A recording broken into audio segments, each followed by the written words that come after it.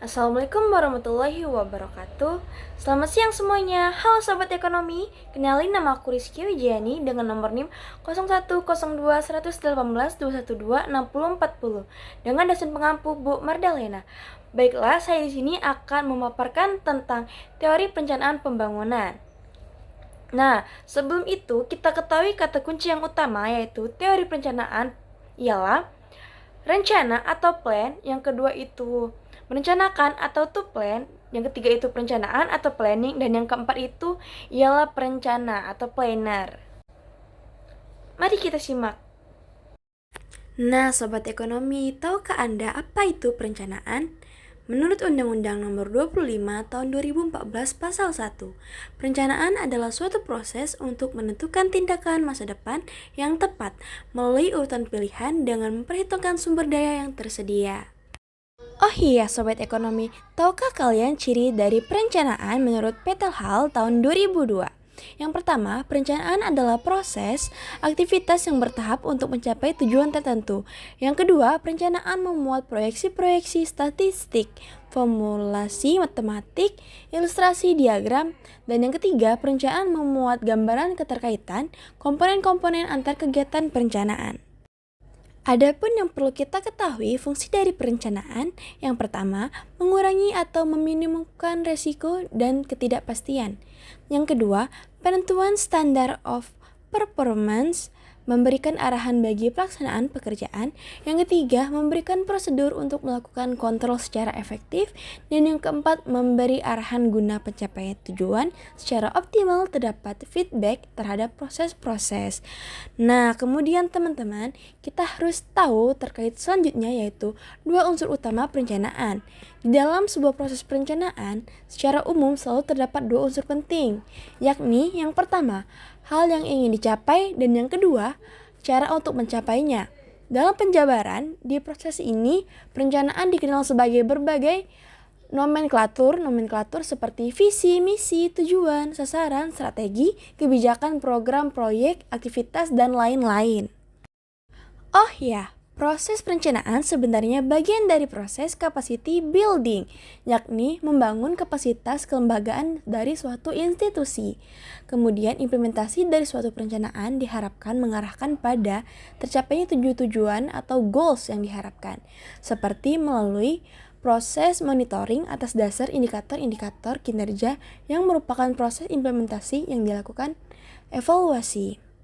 Jadi, dari hasil evaluasi atas pencapaian kinerja dari proses implementasi ditindaklanjuti dengan proses pengendalian baik berupa koreksi atau perbaikan dengan melakukan perubahan pada perencanaan pada tahap berikutnya. Proses perencanaan, implementasi, dan pengendalian merupakan aturan atau loop tanpa henti sebagai proses pembelajaran atau learning process yang menghasilkan kematangan dan kemandirian institusi atau capacity building.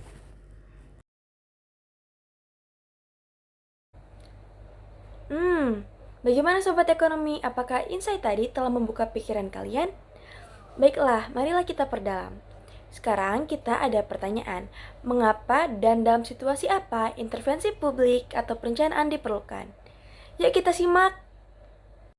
Baiklah teman-teman, perencanaan sebagai intervensi publik. Perencanaan pada dasarnya adalah bagian dari intervensi publik oleh pemerintah atau institusi publik lainnya. Upaya mengatur masyarakat agar menjadi masyarakat dengan tatanan yang lebih baik atau maju. Nah, manusia dan ketidakpastian.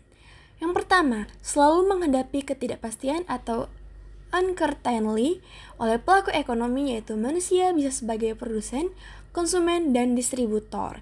Yang kedua, ketidakpastian menimbulkan biaya, beban, dan resiko. Jelas, seorang pelaku ekonomi akan menanggung beban biaya, misalnya produsen untuk mencapai suatu produksi maksimal. Apa yang akan dicapai perusahaan tersebut? Tentu ia butuh biaya, bukan?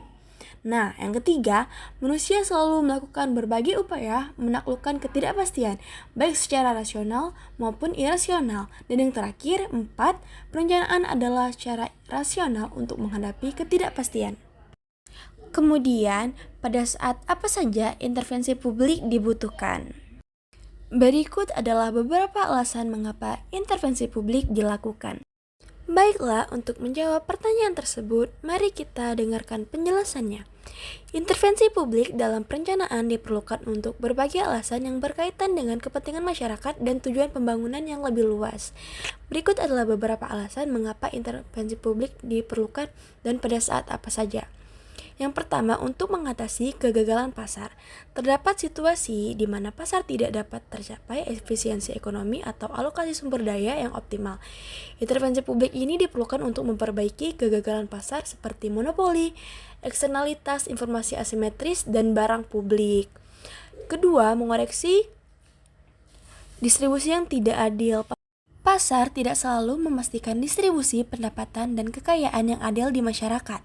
Intervensi publik dapat membantu mengoreksi ketidakadilan distribusi melalui program sosial, pajak progresif, atau kebijakan redistribusi. Yang ketiga, perlindungan konsumen dan lingkungan. Intervensi publik diperlukan untuk melindungi konsumen dari praktik bisnis yang merugikan, seperti penipuan atau produk yang berbahaya. Selain itu, intervensi diperlukan untuk melindungi lingkungan dari kerusakan akibat aktivitas ekonomi yang tidak terkendali. Yang keempat, mendorong investasi dan inovasi. Pemerintah dapat mengintervensi dalam perencanaan untuk mendorong investasi dan inovasi di sektor-sektor tertentu yang dianggap penting untuk pertumbuhan ekonomi jangka panjang dan kesejahteraan masyarakat. Yang kelima, pengaturan dan standar. Intervensi publik diperlukan untuk mengatur industri-industri kunci dan menerapkan standar yang memastikan kualitas produk, layanan, dan perlindungan konsumen yang memadai. Yang keenam, pengembangan infrastruktur dan layanan publik.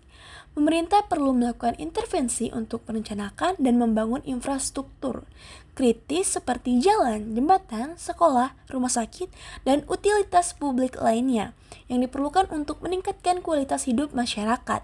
Yang ketujuh, mengatasi perubahan sosial dan demografis.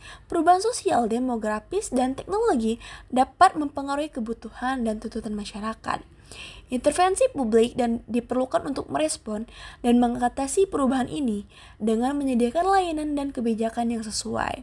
Yang kedelapan, stabilitas ekonomi.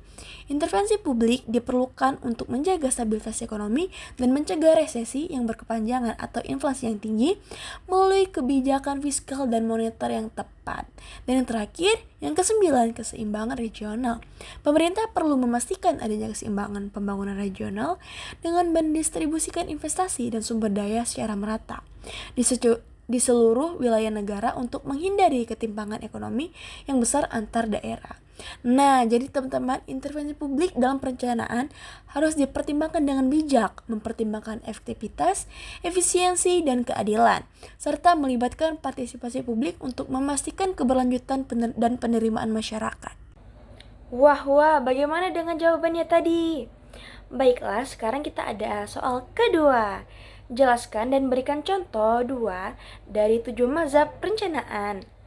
Sebelum itu, kita harus tahu mazhab perencanaan mengacu pada pendekatan atau aliran pemikiran tertentu yang membimbing cara-cara perencanaan dalam mengatasi masalah dan mencapai tujuan tertentu. Berikut adalah penjelasan singkat beserta contoh dari 2 mazhab perencanaan. Baiklah, contoh yang pertama dari mazhab perencanaan. Yang pertama yaitu mazhab perencanaan rasional atau rational planning approach. Mazhab perencanaan rasional menekankan pendekatan analitis dan logis untuk merumuskan kebijakan dan program dengan mempertimbangkan fakta, data, dan informasi yang tersedia. Pendekatan ini menekankan pada identifikasi tujuan yang jelas, analisis alternatif, dan pemilihan solusi yang terbaik berdasarkan evaluasi rasional dan efisiensi. Sebagai contoh, pemerintah yang menggunakan mazhab ini, perencanaan rasional dalam kebijakan kesehatan, dapat melakukan analisis komprehensif tentang berbagai model asuransi kesehatan yang ada di seluruh dunia, mempertimbangkan manfaat dan biaya masing-masing untuk memilih model yang paling sesuai dengan kebutuhan dan tujuan negara. Yang kedua, mazhab New Right Planning. Nah, pendekatan New Right Planning ini cenderung mengacu pada pandangan ekonomi dan politik yang lebih non-liberal, dengan vokalnya kelompok-kelompok yang menganjurkan pengurangan campur tangan pemerintah dalam ekonomi dan kebijakan. Pendekatan ini menekankan kebebasan individu, privatisasi, deregulasi, dan pasar bebas.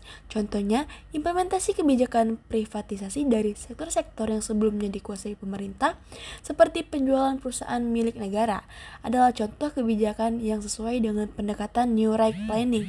Hal ini dapat ditemui dalam privatisasi sistem kesehatan atau pendidikan di beberapa negara. Baiklah teman-teman, demikianlah video presentasi dari saya Rizky Jani. Ini sebagai tugas ujian tengah semester dari Prodi Ekonomi Pembangunan angkatan 2021 semester 5 mata kuliah Perencanaan Pembangunan. Saya harap video ini dapat dipahami dan dimengerti. Terima kasih.